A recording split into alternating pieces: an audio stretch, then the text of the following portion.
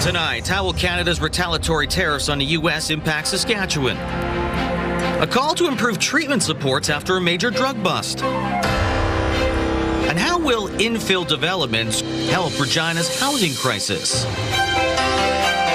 Live from our studios in Regina, this is CTV News. Good evening. Canada has announced retaliatory tariffs on U.S. products, matching dollar-for-dollar tariffs imposed by U.S. President Donald Trump. Saskatchewan manufacturers are now sifting through the details to determine how much or even if they will be impacted. Wayne Mantika has more. Saskatchewan's Degelman Industries manufactures farm equipment at plants in Canada and in North Dakota. Supplies and product move back and forth between the two countries. Now Degelman is assessing how it may be impacted by American tariffs and Canadian counter-tariffs. These new rounds of tariffs are nothing new to us in the sense that, we've been dealing with this for the last couple of years. So we're fairly familiar with how the process works. But as we get more information on this newest round, we're just going to have to do a little bit more homework to see what it affects outside of the current ones. Canada has announced counter-tariffs on 700 U.S. products, along with a $7.5 billion aid package for Canadians. Degelman Industries believes it is better positioned than most logistically to avoid cost increases. That's the thing about the tariffs is it doesn't affect everything that we do. It affects certain parts and certain materials, but a lot of our finished goods have been exempt for a while, and I don't believe these new ones will affect much more. Premier Scott Moe has issued a statement offering support for the federal government's counter-tariffs. They will cover about $1.5 billion, or 11% of Saskatchewan's annual imports from the U.S. The Premier said, "We are analyzing the counter-tariff list closely and working with affected industries to determine its potential impact on jobs and consumer prices, while also reviewing the federal government's support measures." The Premier did not indicate whether any additional support is contemplated for Saskatchewan businesses and workers. He did say the ultimate goal is to get back to a free and fair trade relationship with the United States. Wayne Mantika, CTV News, Regina. A major fentanyl bust in Regina last week took more than $500,000 worth of drugs off the streets, based on estimates from Regina police. But as officers work on the enforcement side of the highly addictive drug, the NDP says more needs to be done on preventing overdoses and providing other social supports for those battling addiction. Jacob Carr has the details. Last week's drug bust saw the Regina Police Service seize around 1.5 kilograms of processed fentanyl, 900 grams of methamphetamine, and nearly $25,000 in Canadian currency. Police say it's a big win, preventing a dangerous drug from being distributed on Regina streets. It's huge. I think we really interrupted a major supply that's, could have been happening for quite some time here now. And it would have a major impact on the people that are addicted, that are using in Regina. The Saskatchewan NDP says they are appreciative of the work that went into the 3-month investigation that ended in the drug bust. Very grateful to the hardworking police officers who were able to successfully complete a long-running investigation. We know there's lots of work going on behind the scenes with police and other first responders in trying to put an end to this crisis. But the NDP also says the provincial government needs to address what they called an addiction crisis in Regina. Sauer says there were more than 700 recorded overdoses and 5 deaths in the month of July, pointing to what she calls huge barriers to access addictions recovery in Saskatchewan. Addressing the lack of access to long-term treatment beds.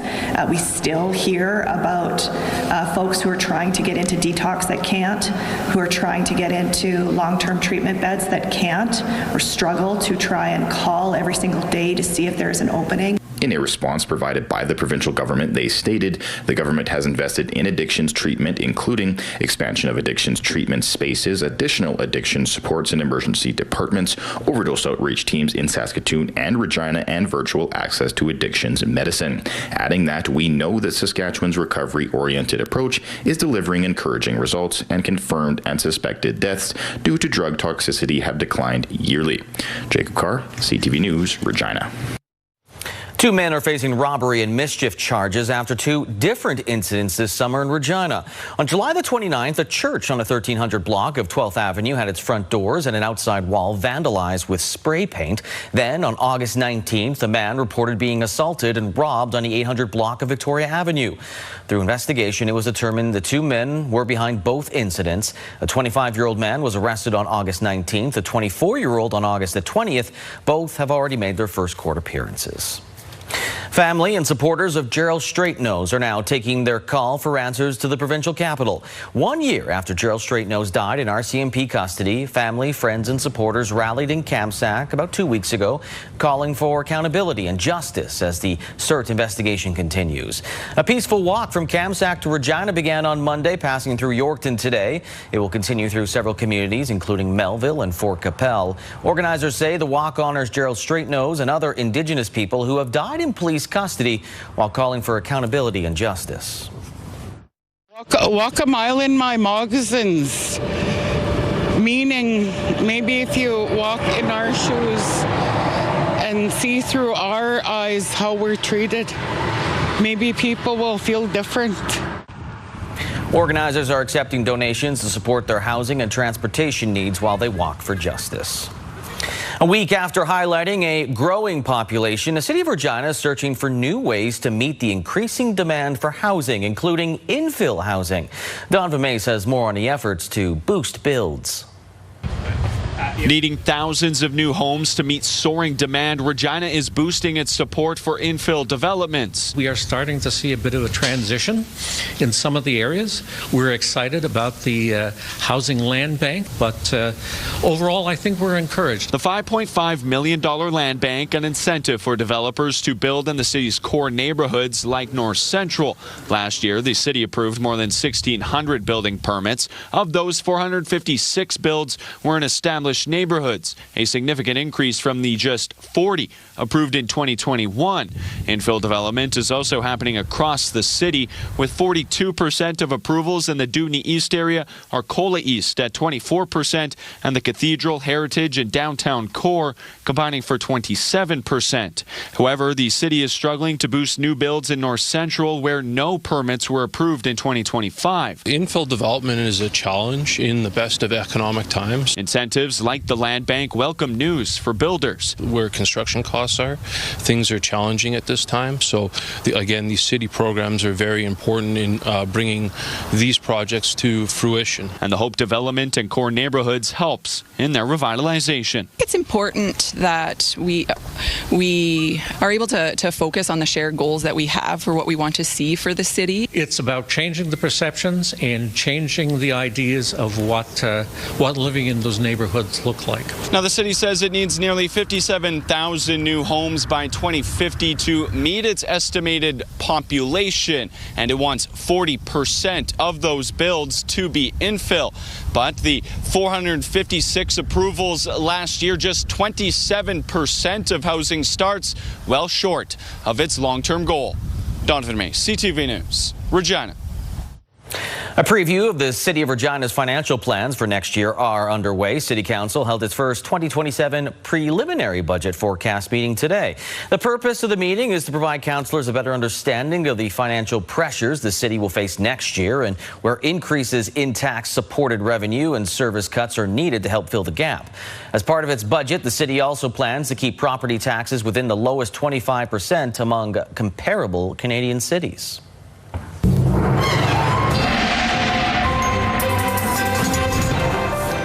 All right, we can't tell you what the tax situation is going to be like in 2027, but we can tell you what the weather situation is going to be like this week not 2027, unless you can do that, because that would be amazing. I don't have that kind of power. I'm so sorry. We could guesstimate, but let's just focus on what we're really expecting to see for this week, Lee, and that is a whole lot of sunshine and continuing to see temperatures much like what we saw today. Now, parts of eastern Saskatchewan still saw some cloudier conditions for most of the day, but much of the province, like I've been saying, we've saw sunny conditions. Regina, we warmed up to about 26 degrees late this afternoon, still sitting in the mid-20s right now. Now, the average is about 24 degrees, so we're going to still continue to see temperatures within that range over the next couple of days, but as we head into the weekend, that's where we'll start to see a little bit of a drop in temperature, only by a couple of degrees, and some more cloudy conditions and rain expected by the end of the weekend. But I'll have more of those details coming up.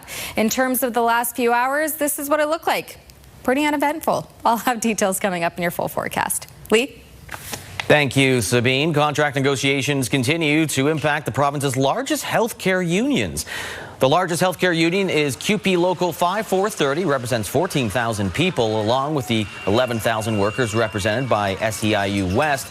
They've been without a contract since March of 2023, and they're not alone.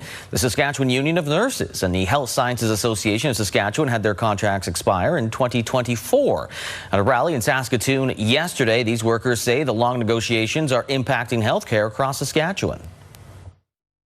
People are frustrated. 4.5 years without a pay increase, 3.5 years without a contract, and the fact that we're still at the bargaining table is becoming more and more frustrating for healthcare workers. The Saskatchewan Association of Health Organizations, who bargains on behalf of the province, says it remains committed to constructive bargaining and achieving outcomes that support employees. The Saskatchewan Health Authority says 2 new scanners operating in the province is providing better patient care.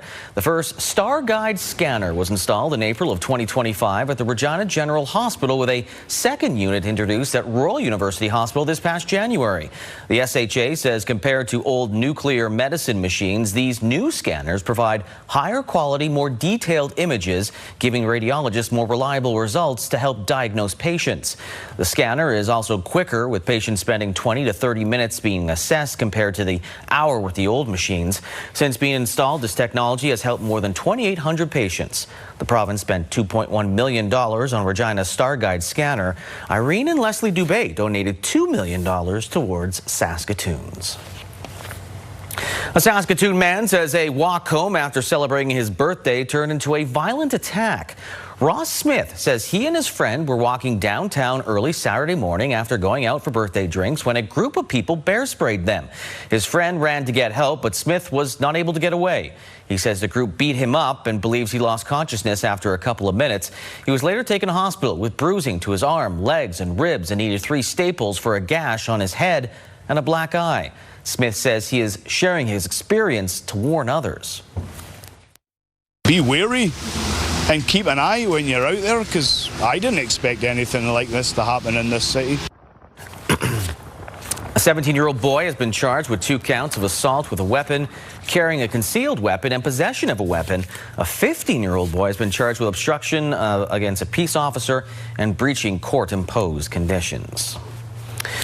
All right, Minutemen, women go through a lot, from everything from childbirth to having to deal with menstrual cycles. But imagine not being able to afford the tools needed to help. That's why a local not-for-profit started up this year to try and prevent what has been dubbed period poverty.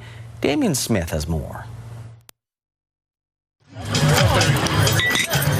Among the many vendors at I Love Regina Day was one new nonprofit organization looking to tackle period poverty in Regina.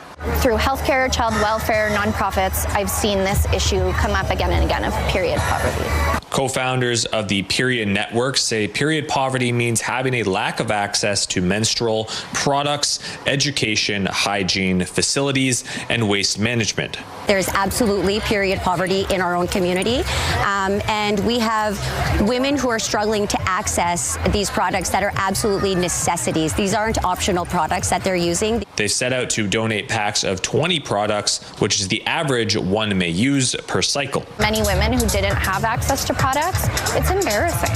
You know, it's something that you need every single month. People have blood on their pants. People are embarrassed to go to work. The Period Network says that 1 in 6 Canadians who menstruate experience period poverty. Packs like these can help save money in the meantime. So if you want to do something like a menstrual cup, you're looking at $40.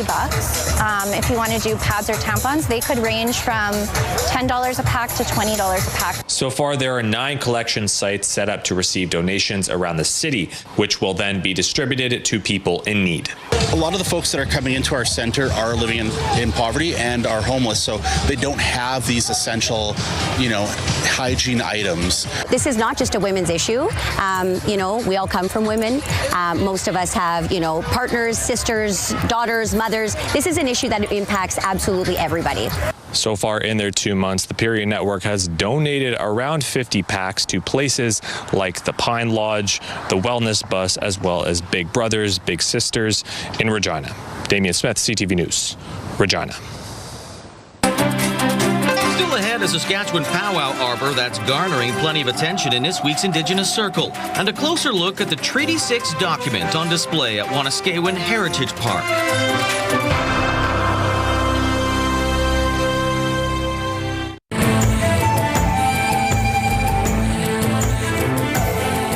Greetings, everyone. For years, those on Muscopine Saulteaux Nation traveled elsewhere to experience the sights and sounds of powwow. Now the nation has its own powwow arbor, combining Saulteaux cultural traditions with modern structural engineering.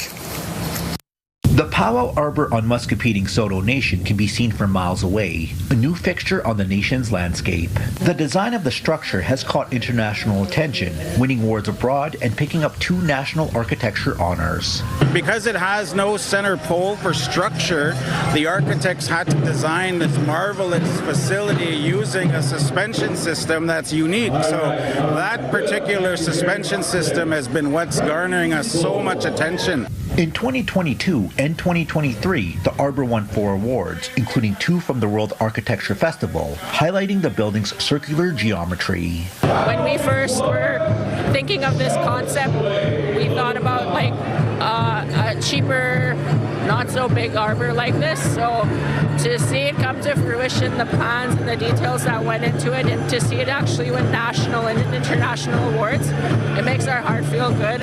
The community's journey of bringing song and dance back to the nation started in 2021. Back then, those who enjoy powwow needed to visit neighboring nations for the experience. It's been a nice change for those who have spent much of their lives on the nation. To be able to see our community flourish and come together, to bring people together, to work together, I feel very proud of everything that is here on our community.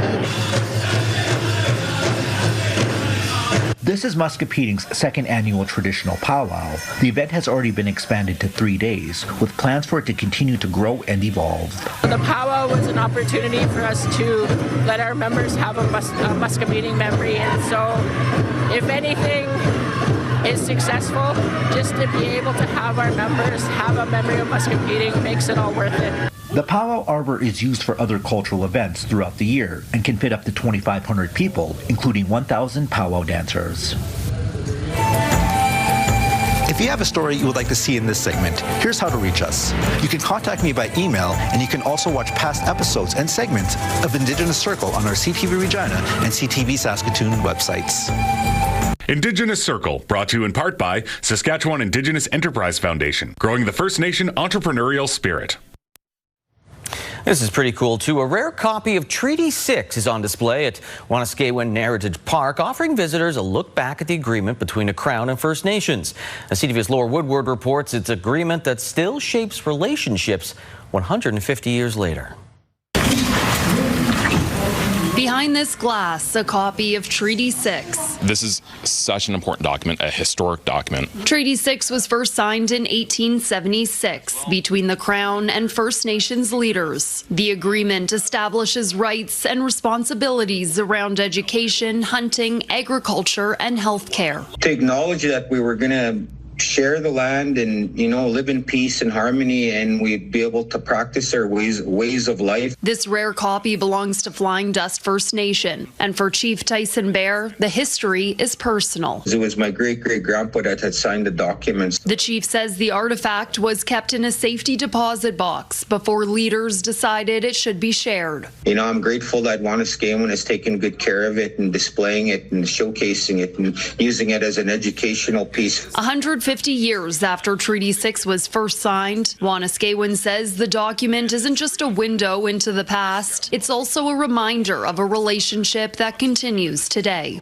Yes, it is important for 1876, but also explains how we interact with each other today. It's going to explain how we interact with each other 100 years from now, 200 years now. It's a living agreement. Laura Woodward, CTV News, Saskatoon. Well, back to our top story. The federal government fired back at Donald Trump's 50% tariffs today with dollar-for-dollar counter tariffs effective September the 8th. There will also be measures worth $7.8 billion to protect Canadian workers and businesses. Mike Locatour has the details. The LaPlante family has been in the metal roofing business for 3 generations. In that time, they've weathered a lot of storms, but this trade war feels different. We've been focusing and trying to grow our sales in the U.S. for the last 50 years, and now to see that disappear is quite a shock. It's why he and his son are welcoming the $7.5 billion support package from the federal government, including extra money for employment insurance. We're going to stand up for you. The federal government also released the nearly 700 products it's targeting in their dollar-for-dollar tariff package on American goods starting September 8th. The tariffs on U.S. steel and aluminum will go from 25% to 50%. Other goods seeing levies at that rate include perfumes and makeup and honey, among other things. Seafood products, cheese, and large kitchen appliances will be hit with 25% tariffs. We're also targeting products that will target states in the U.S. And so we're being wise and strategic to put political pressure. There will also be economic pressures on Canadians, and government officials couldn't put a number on how these measures will impact the economy on this side of the border. We will publish our estimate when we come to the budget 2026. But for the time being, I would say with the measures we're putting forward, this is really about supporting Canada, supporting worker communities and businesses. Now, to help businesses even more, Philippe Laplante would like the government to go one step further. Our Canadian government needs to be pushing that the hospitals, army bases, whether it's a school being built across Canada, is using Canadian steel by Canadian manufacturers here in Canada. The government is also expanding a number of federal loan and grant programs. Billions of dollars will be made available to fund shovel-ready projects for Canadian businesses. And the Canadian Chamber of Commerce says this help needs to be in place urgently. Mike Locouteur, CTV News, Ottawa.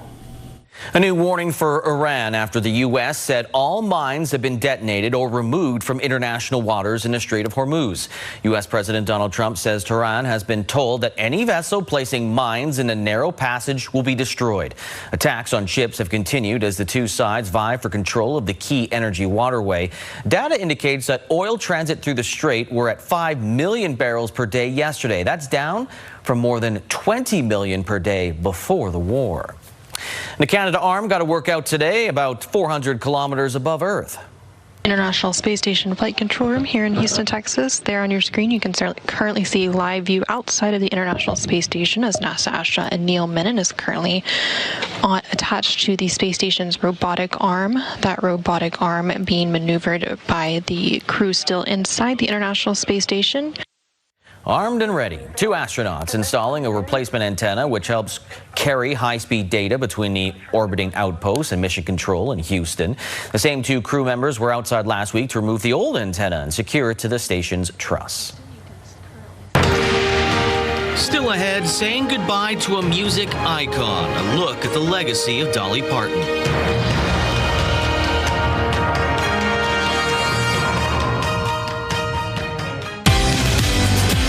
It's Morning Show host versus Rough Rider quarterback in an epic battle. Wednesday on Your Morning, Trevor Harris says he's got the best dad jokes. You know I'm full of them. We'll find out who has the best ones.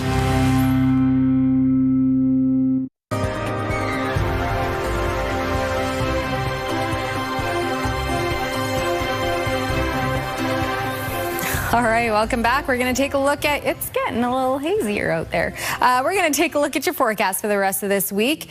I checked Environment and Climate Change Canada. Air quality is sitting at about a 3 or 4. So, I mean, it is a bit hazy out there. Saskatoon's air quality a little higher, sitting at about a 7. So not so great in Saskatoon. And as we head into tomorrow, we should start to see a little bit more of that haziness clear out, and we'll be left with some clear skies and sunny conditions. 24 is what we're sitting at right now. Did warm up to 26, and the winds were gusting close to 50 at times late this afternoon. As of right now, though, the winds are just sitting under 25 kilometers an hour, and I don't really have much to show you on this map, so we won't stay on it for long. Mostly clear. Like I said, we did have a little bit of that cloud cover to start your day in the Parkland, and unfortunately, clouds decided to stick around a little longer than originally it was looking like we would see it clear out by around noon.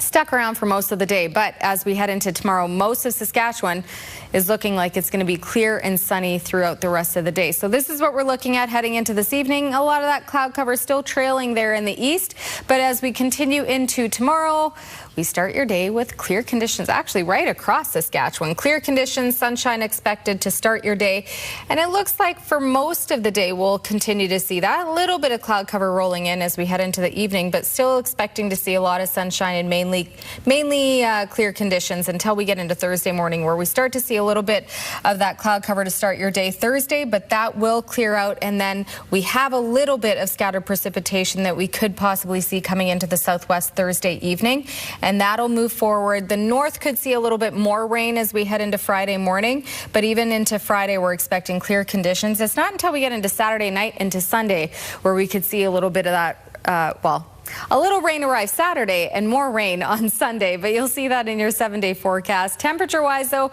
we're still looking at well above average temperatures, nearing 30 degrees. La Loche and Lloydminster, 27, mainly sunny tomorrow. 23 sunny for La Ronge and 26 and sunny for Prince Albert. You'll notice Prince Albert, La Loche, a little cooler than average for lows. Usually we're hovering around about 10 to 12 degrees for our lows, so a little cooler there, but again, we're warming up to above seasonal temperatures for our daytime highs tomorrow. 27 and sunny for North Battleford, 26 and sunny for Saskatoon, 25 and sunny for Yorkton. Over in the southwest, 32 degrees expected for Maple Creek, and that's for nearing the end of August. A pretty good temperature. 30 and mainly sunny for Swift Current, 28 and sunny for Moose Jaw. In the southeast, 28 degrees for Weyburn and Assiniboia, and sunshine there. 26 and sunny for Estevan.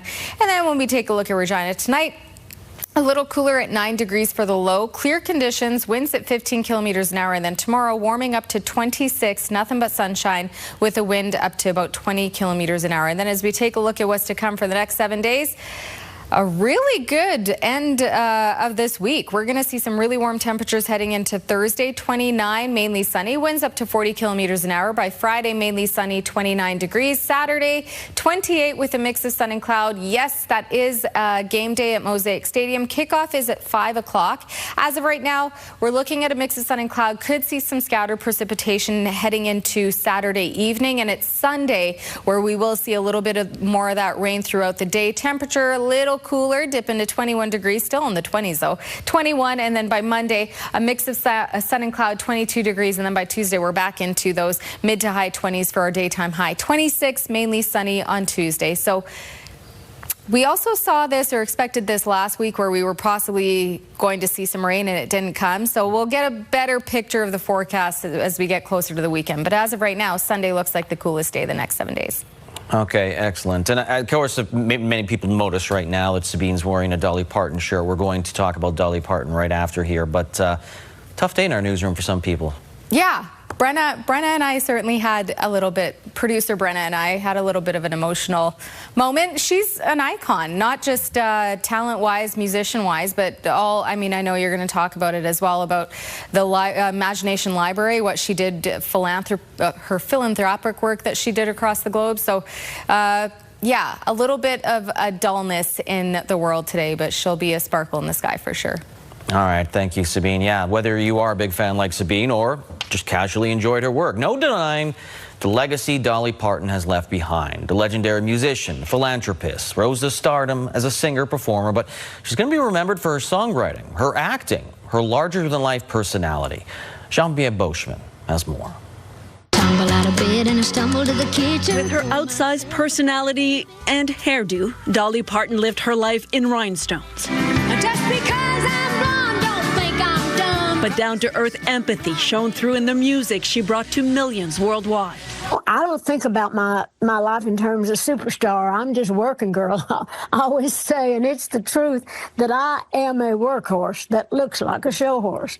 Just days ago, she shared a health update with fans, saying she was dealing with issues, and that even though she was healing, she was still working. Jolene, Jolene, Jolene, Jolene. Dolly Parton often said, as she did in song, that she was a country girl's version of glamour.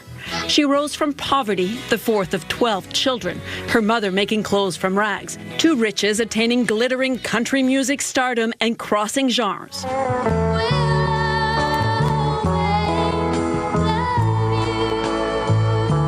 With her soprano voice, she delivered 25 #1 country hits, many of them she had written herself. She was one of the first women stars to write much of her own material. In the 1970s, her star rose. She delivered movies like 9 to 5, TV shows, and more hits. She was a country star inducted in the Rock and Roll Hall of Fame, and in later years focused on her charity work. Her husband, Carl Dean, died 17 months ago, a heartbreaking loss to Parton, who described their relationship as a great love story. Dolly Parton's nephew announced her death, as was her wish. She wants to rest in a beautiful bed of plush cotton because after a life wearing heavy rhinestones, she finally deserves to be comfortable and have some rest. Jolene, Jolene. Parton once said she hoped people would see her brains beneath her hair, her heart beneath her chest. But many also say it was her humanity that touched so many, and that her legacy is far more than her music. She was 80 years old. Geneviève Beauchemin, CTV News, Montreal. Still ahead with injuries impacting their receiving core, the Riders sign a former Hamilton Ticat.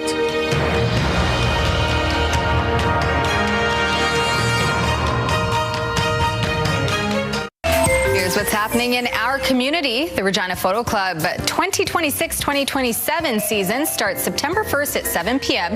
at 3337 15th Avenue. For all the details, head on over to reginaphotoclub.com.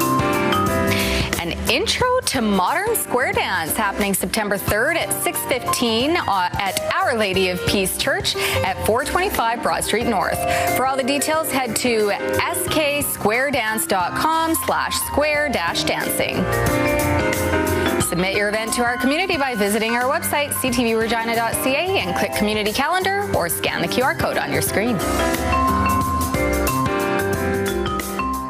With receiver Kean Schaefer-Baker and Matthew Sexton on a 6-game injured list and Samuel Emelis going down late in Sunday's game versus BC, the Riders have added depth to their receiving core. Mitchell, deep, end zone, touchdown. American wide receiver Shamar Bridges joins the Green and White after spending 2 seasons with the Ticats, including 2024 when he was the East Division's most outstanding rookie. The 28-year-old has not appeared in a game this season, started the year on a 6-game injured list before being cut last week.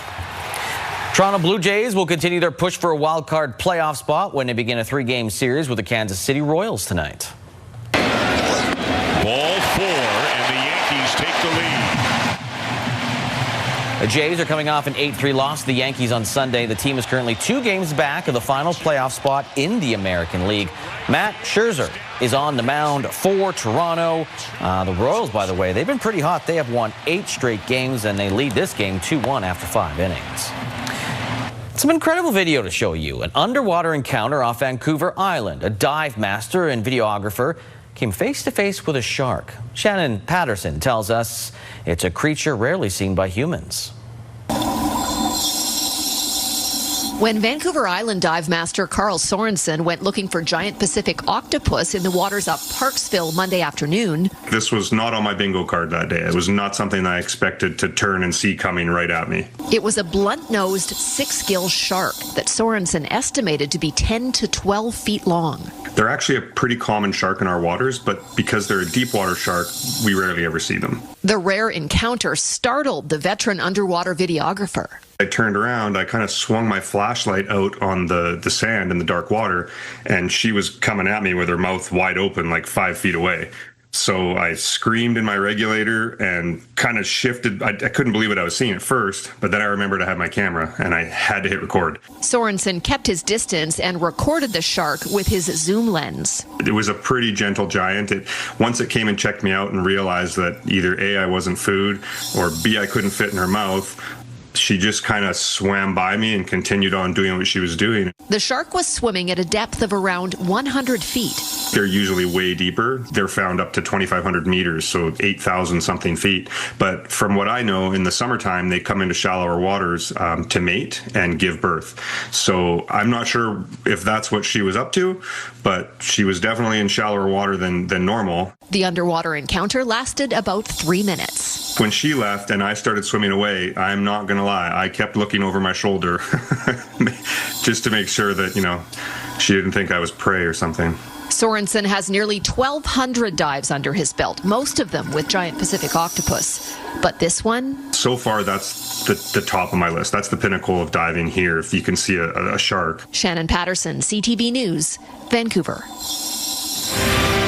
Still ahead, Monette Farms is now dealing with a crop insurance issue.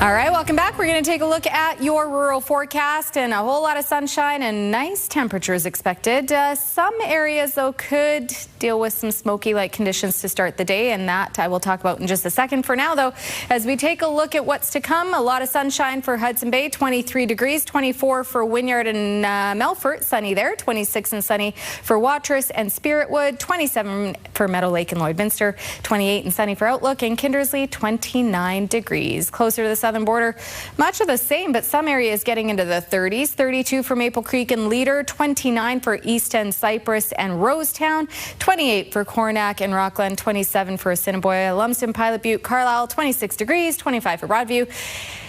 In Kenora, 24 and nothing but sunshine for southern Saskatchewan tomorrow. Taking a closer look at Lipton, where internet speeds up to 1 gig are available through SaskTel.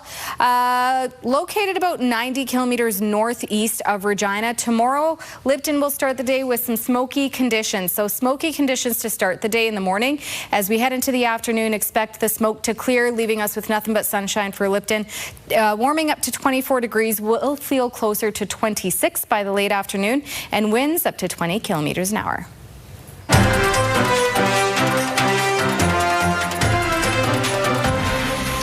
Thought it was waves of iced tea. Who knew? Saskatchewan's Court of Appeal has overturned a lower court decision that prevented a $25 million class action lawsuit against a Saskatoon church and private school from going ahead. Back in June of 25, a Court of King's Bench judge stayed a lawsuit against Mile 2 Church and its associated private Christian school, formerly known as Legacy Christian Academy. The lawsuit against 22 defendants alleged systemic abuse of students at the church and school.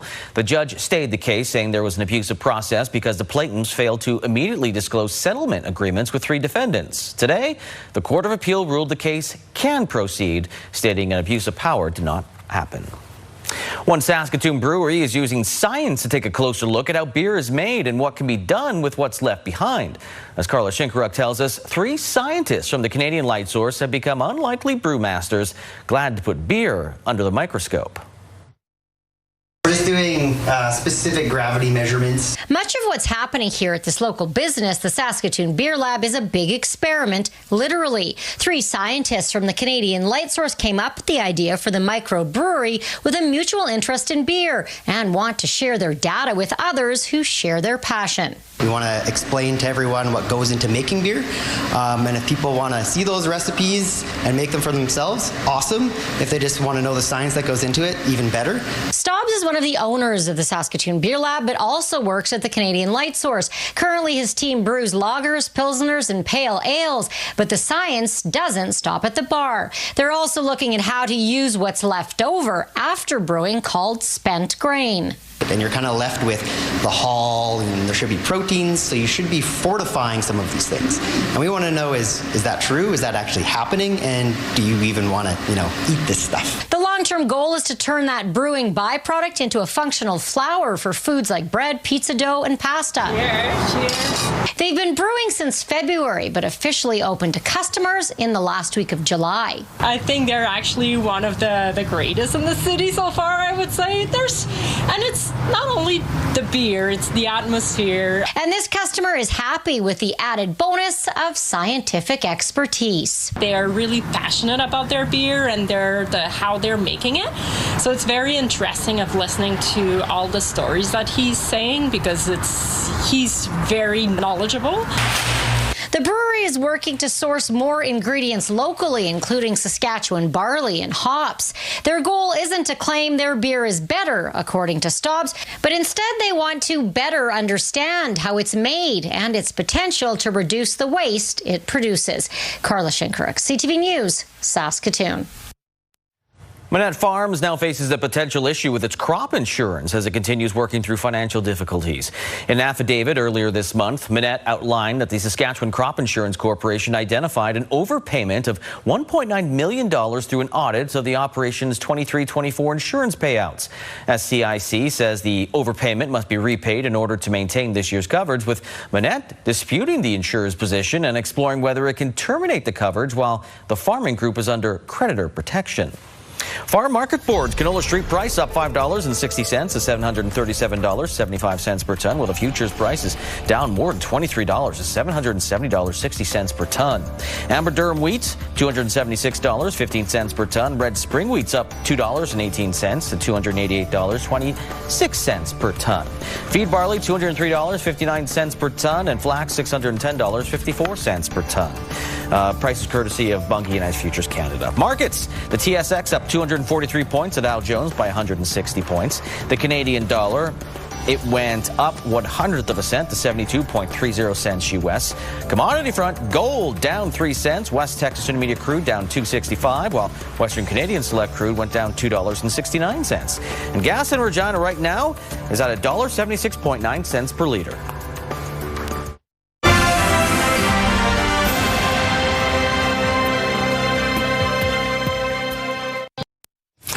Coming up tonight after the newscast, Jeopardy Masters, followed by Password at 8, The Amazing Race Canada at 9, Big Bang Theory, E-Talk, and then your news. So, a lot of games. Some of the most famous props in movie history are up for auction. The white disco suit worn by John Travolta, really, in Saturday Night Fever, is expected to sell for up to $400,000. The stunt axe used by Jack Nicholson in The Shining is also up for sale, along with the scissors from Edward Scissorhands. The bat suit from Michael Keaton worn in Batman Returns, and the license plate from Back to the Future. This is my dream, this entire thing. More than 1,700 lots are up for grabs in the online prop store auction. It begins tomorrow, runs through Sunday. Unfortunately, I cannot afford any of that. Got a couple $100,000 lying around? Wow. I want that license plate. I want the hoverboard. I want the bat suit. Batman. Oh. It's not Saskatoon late yet. A new Premier League season is bringing hope to plenty of fans, and perhaps even a haircut. Did win 5 games in a row. Day 1, day 14. So this is Frank. Hi, Frank. He's a Manchester United fan who hasn't cut his hair in more than 688 days. He's gone viral after pledging no trims until Manchester wins 5 games in a row. The club finished last season with just 2 straight victories. He started this challenge 8 months after United's most recent 5-game win streak, which they completed in 2024. And maybe this will be the year, and they greeted him by starting off their season by losing. Oh, no. Now, how do we feel about the team he likes, Man U? Oh, they're garbage. Oh, but would you do that for the Riders till they win their next Grey Cup? Grow the hair? Sure. Awesome. Would you? No.